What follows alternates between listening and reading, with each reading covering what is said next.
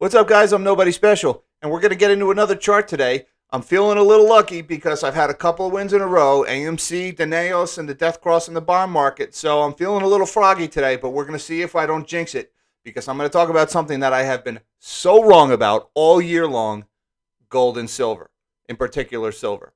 And if there's one thing that's been reliable this year, it has been Nobody Special has been wrong about gold and silver. So, that being said, I feel this is a good point to tell you that I'm not a financial advisor. This is an investment advice. Don't touch a trade based on what you hear from me. Do your own research, your own DD, and arrive at a decision that's right for you based on your unique situation. And while you're at it, why not subscribe and like this video and hit that notification bell? It would really help me out, and I'd be forever in your debt. Now, that said, let's talk about gold and silver.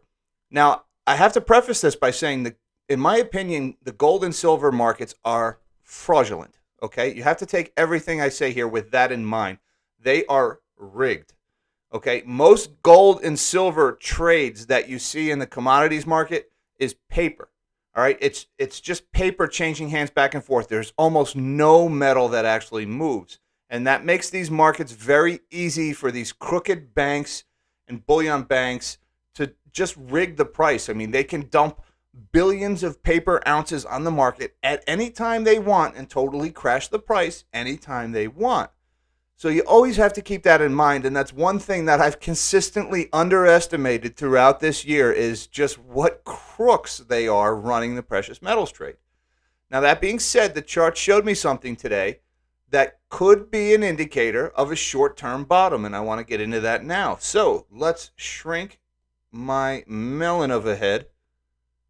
Will put me over here, and let's look at this chart. Now, what we are looking at here, this is a monthly chart of silver futures. Now, what I'm looking at over here, we just closed out the month of August, and I'm kind of seeing a hammer pattern here. Now, I know what you're going to say. This isn't a true hammer here, right? I've seen much stronger looking hammers, and this just barely resembles a hammer pattern. But there's a couple of things I want to point out.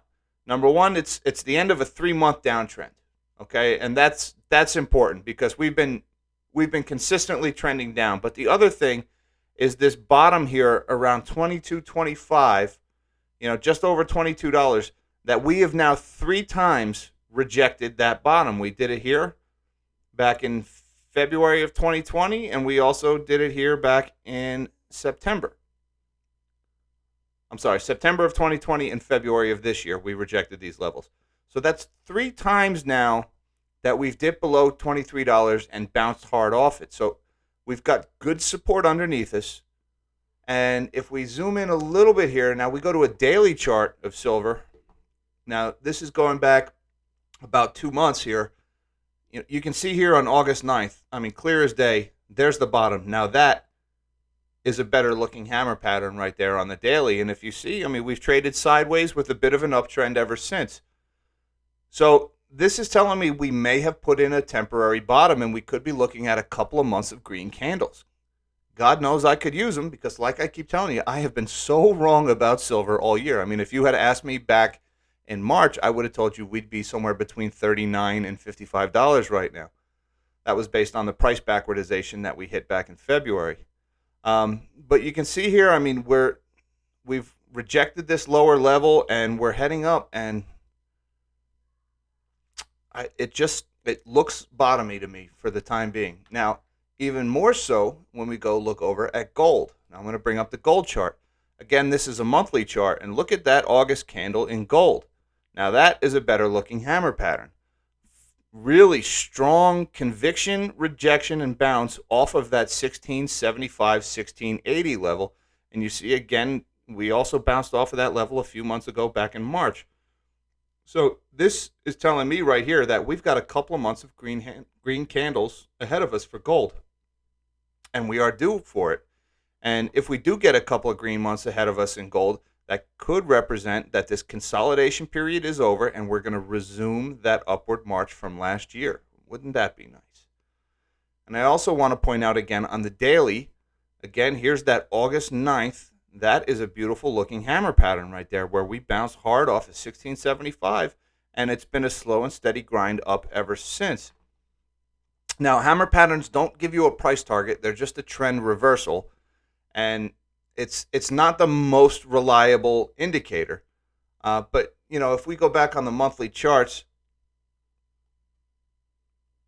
I'm trying to see where's the last time we had a hammer pattern in gold.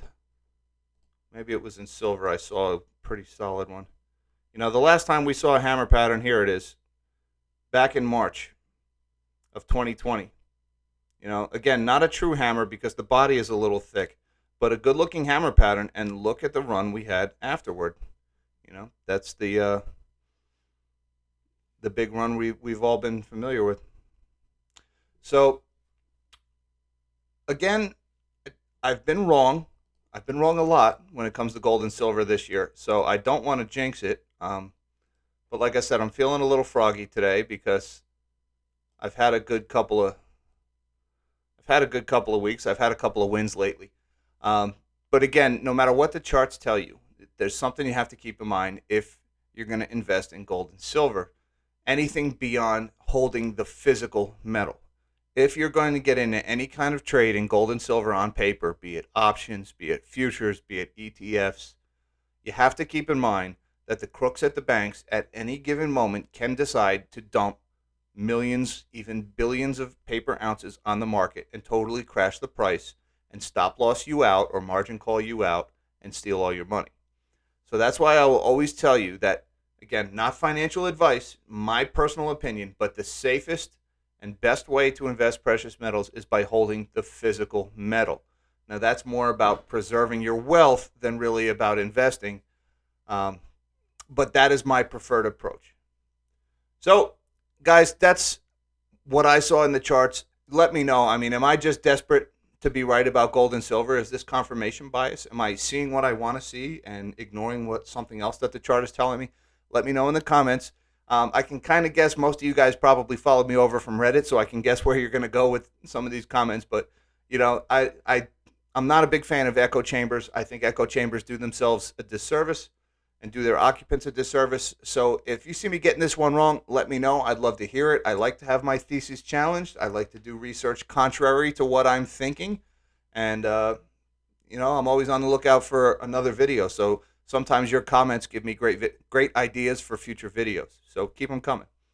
Guys, that's all I have for you today. I want to thank you for your time and thank you for watching this video. I hope you enjoyed it. Please give me that thumbs up, subscribe to my channel, hit that notification bell. It would really help me out and help this channel grow. In the meantime, live small and dream big.